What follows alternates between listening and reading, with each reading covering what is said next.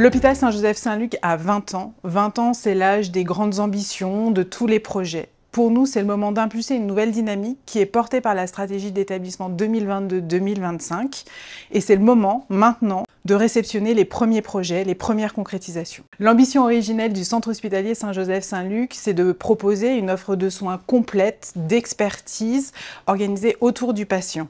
Nous sommes un établissement associatif chargé d'une mission de service public. Nous sommes ouverts à tous, sans condition de revenus. Et cette singularité ne freine pas nos ambitions.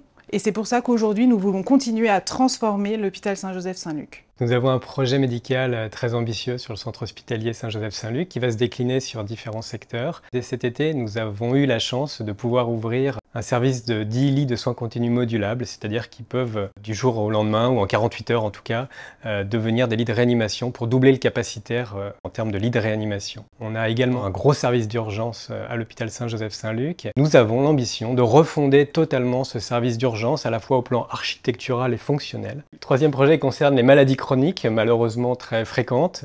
Le centre hospitalier Saint-Joseph-Saint-Luc souhaite humaniser et améliorer la prise en charge de ces maladies en développant un centre de consultation totalement en dehors de l'hôpital, au cœur de la presqu'île. Nous développons les technologies modernes.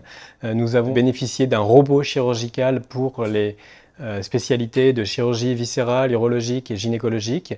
Concernant le patient chirurgical, nous souhaitons développer encore plus que nous le faisons actuellement le circuit ambulatoire et en particulier développer l'accès aux patients debout au bloc opératoire. Nous avons une maternité historique, nous souhaitons la moderniser, continuer à l'améliorer pour pouvoir toujours mieux accompagner les jeunes parents et accueillir leurs nouveau-nés. C'est le moment aussi de revisiter nos partenariats historiques et d'initier une nouvelle collaboration, comme avec la Fondation du Dispensaire Général de Lyon, qui est un acteur reconnu d'utilité publique sur l'offre de soins ambulatoires sur l'ensemble de la métropole lyonnaise.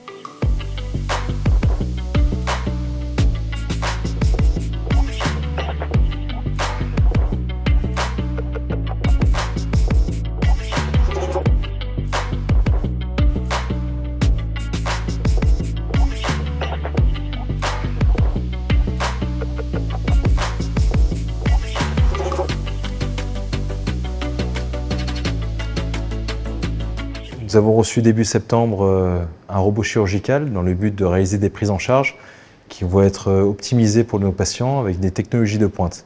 On est plusieurs chirurgiens à pratiquer déjà ce type d'opération sur d'autres centres.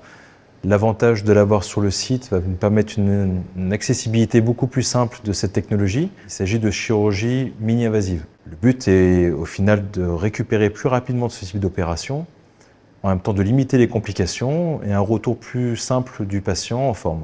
On va débuter par la chirurgie urologique, surtout pour des chirurgies de cancer, cancer de la prostate, cancer du rein, des malformations rénales et plus loin aussi des chirurgies beaucoup plus complexes au niveau de cancer de vessie.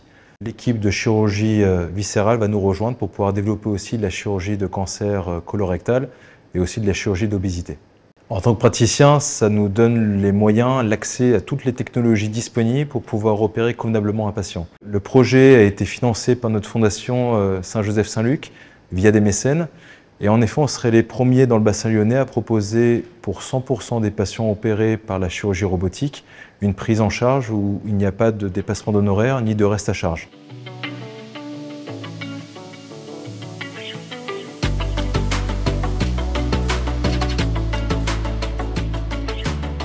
En 2022, on ouvre une maison dédiée à la prise en charge des maladies chroniques au cœur de la presqu'île de Lyon. C'est une prise en charge qui sera globale avec plusieurs spécialités, plusieurs professionnels, des infirmiers, des médecins. L'idée étant de pouvoir prendre en charge les patients de manière globale sur leur pathologie et l'ensemble de leurs pathologies associées. La première phase du projet s'appuiera sur l'expertise de 3 spécialités, la néphrologie, l'endocrinologie et l'angiologie. Très rapidement, on va être rejoint par l'équipe de cardiologie et on espère par la suite d'autres spécialités.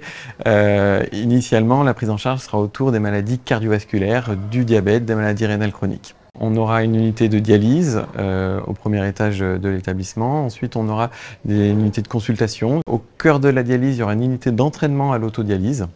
Et enfin, on a un programme d'éducation thérapeutique pour que les patients donc, puissent avoir des formations sur leur pathologie, sur l'alimentation, sur de l'activité physique. On sait que l'hôpital peut être un lieu anxiogène et donc venir sur un site différent, plus accueillant, c'est une chance pour le patient. L'idée est donc effectivement de créer une unité de dialyse extra-hospitalière qui va pouvoir prendre en charge une partie de nos patients, les plus jeunes et les patients qui sont le plus autonomes, afin de les sortir de l'hôpital, de leur offrir une unité de dialyse de proximité. L'objectif est de leur proposer exactement les mêmes soins avec exactement la même équipe infirmière. Donc ce seront les mêmes infirmières qui seront sur le site de l'hôpital et sur le site de la maison. Et ce sera exactement également le même suivi médical avec les mêmes équipes médicales.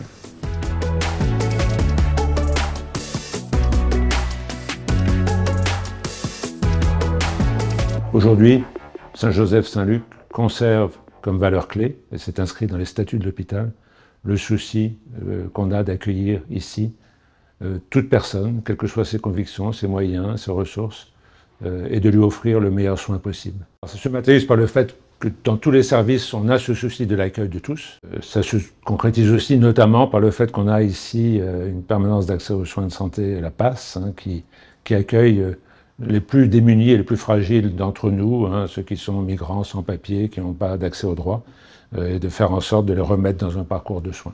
Donc c'est important non seulement parce qu'on offre un vrai service à ces populations-là, mais aussi parce que je crois que ça diffuse dans l'ensemble de l'hôpital ces valeurs qu'on a du souci des plus vulnérables et des plus fragiles d'entre nous. La force, la valeur ajoutée du centre hospitalier Saint-Joseph-Saint-Luc, c'est ses équipes et c'est surtout leur capacité à travailler ensemble. Ces ambitions et ces projets ne peuvent être portés que par un collectif solide.